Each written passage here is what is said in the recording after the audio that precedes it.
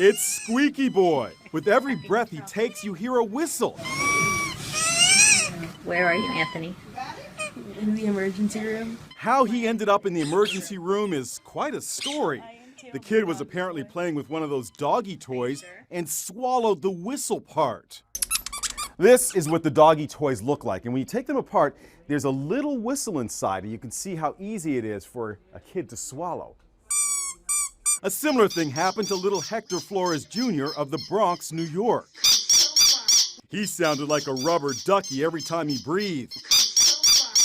And it went on for 4 weeks. X-rays showed little Hector swallowed the whistle part of a rubber ducky, and it lodged in his lungs. We talked to Dr. Mona Ganger. His whistle was actually lodged in this tube that leads into the lower part of the right lung. And that could be potentially dangerous, I'm assuming. Of course. So while it may sound funny, it's really no laughing matter, as Squeaky Boy found out in the ER.